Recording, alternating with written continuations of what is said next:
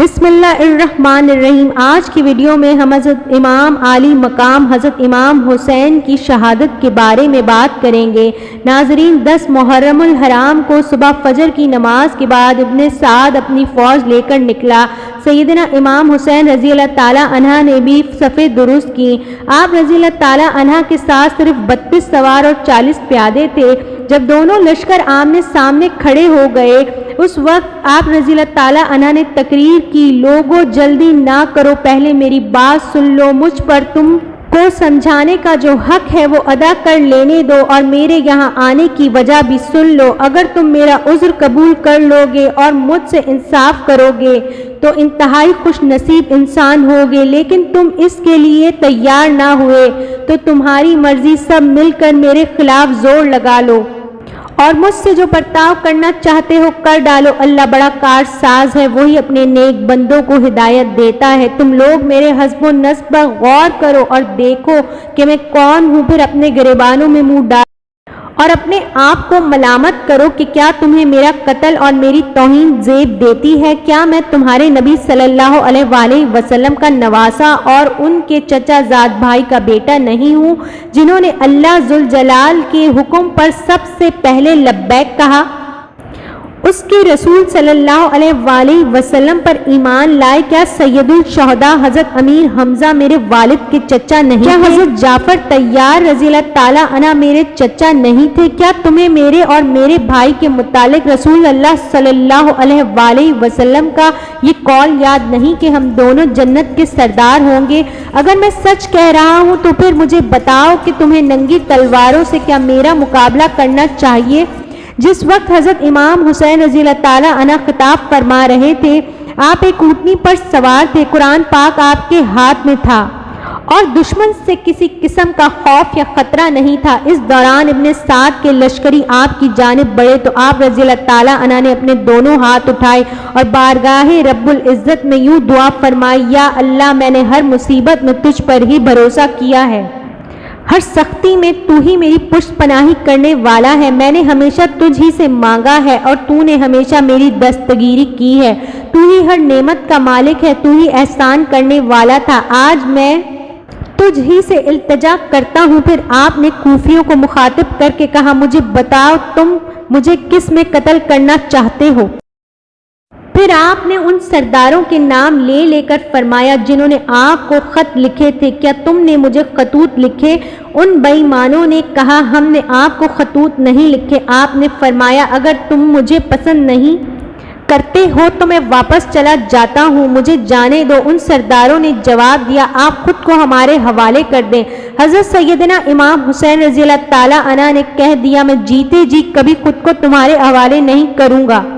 صرف حر ہی ایک ایسا شخص تھا جس پر آپ کی باتوں کا اثر ہوا، جس نے آپ کو حجاز کا سفر اختیار کرنے سے روکا تھا، اور وہ اپنی اس حرکت پر نادم تھا کہ میں نے آپ کو ان ظالموں کے حوالے کر دیا۔ اس کشمکش میں اس نے ابن سعد سے پوچھا کہ کیا تمہیں ان کی تینوں تجویزوں میں سے کوئی بھی منظور نہیں؟ ابن سعد نے جواب دیا، اگر میرا اختیار ہوتا تو میں فوراً منظور کر لیتا، مگر اب میں بے بس ہوں۔ یہ جواب سن کر حر یزیدی لشکر سے علیحدہ ہو گیا اور حضرت امام حسین رضی اللہ تعالیٰ عنہ کے لشکر سے جا ملا۔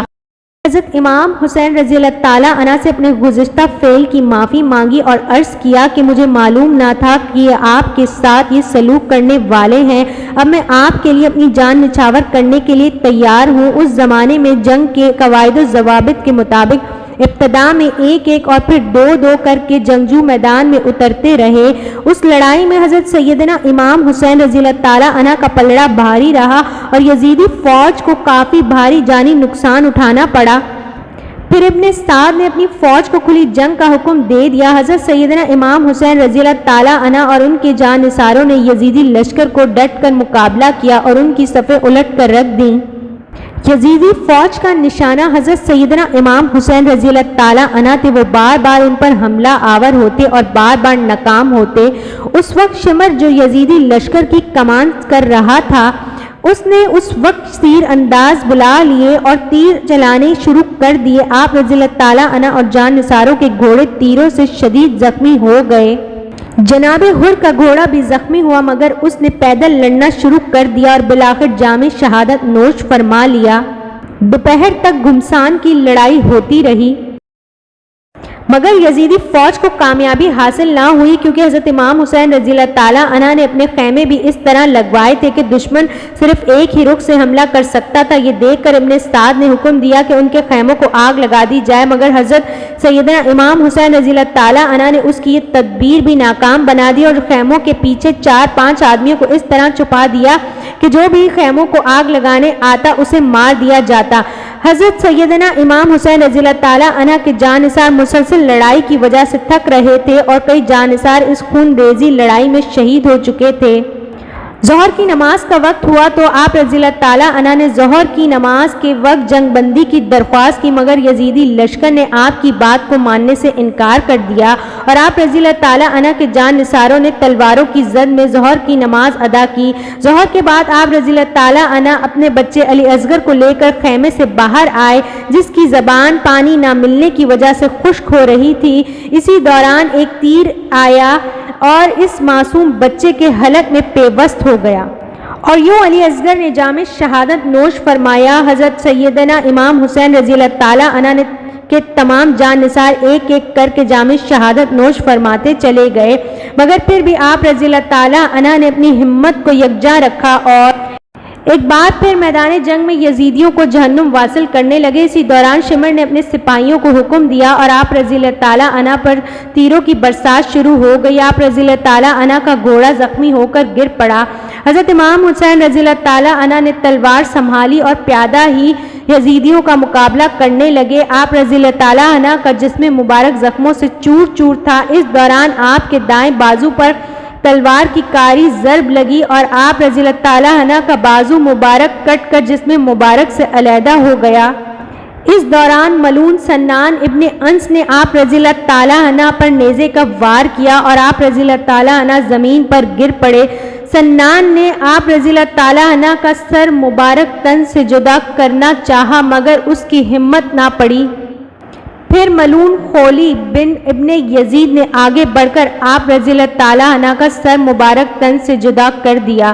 آپ رضی اللہ تعالیٰ عنہ کو شہید کرنے کے بعد ان بدبختوں نے خیموں میں دھاوا بول دیا اور خاندان رسول مآب صلی اللہ علیہ وآلہ وسلم کی عزتوں کو تار تار کرنا شروع کر دیا۔ ان کی چادریں اتار لی گئیں اور جگر گوشہ رسول پاک صلی اللہ علیہ وآلہ وسلم سیدنا امام حسین رضی اللہ تعالیٰ عنہ کے جسم مبارک کو پامال کرنا شروع کر دیا۔ حضرت سیدنا امام حسین رضی اللہ تعالیٰ عنہ کے سر مبارک کو اتارنے کے علاوہ دیگر کئی شہداء کے بھی سر تن سے جدا کر دیے گئے اور ان کے جسم مبارک کو بے گور و کفن چھوڑ دیا گیا۔ حضرت سیدنا امام حسین رضی اللہ تعالیٰ عنہ کے سر مبارک کو خولی بن یزید نیزے پر چڑھا کر اپنے لشکر کے ہمراہ کوفے کی جانب روانہ ہوا۔ نبی کریم صلی اللہ علیہ وآلہ وسلم کی ان باعصمت اور باکردار بیٹیوں کو جنگی قیدی بنا لیا گیا۔ اس مارکہ حق و باطل میں حضرت سیدنا امام زین العابدین جو کہ بیمار تھے مردوں میں زندہ بچے۔ حضرت سیدنا امام حسین رضی اللہ تعالیٰ عنہ اور ان کے رفقا کو یزیدی فوج کے جانے کے بعد قبیلہ بنو اسد کے کچھ لوگوں نے جو نزدیک ہی آباد تھے آ کر دفنا دیا اور ان کی نماز جنازہ ادا کی۔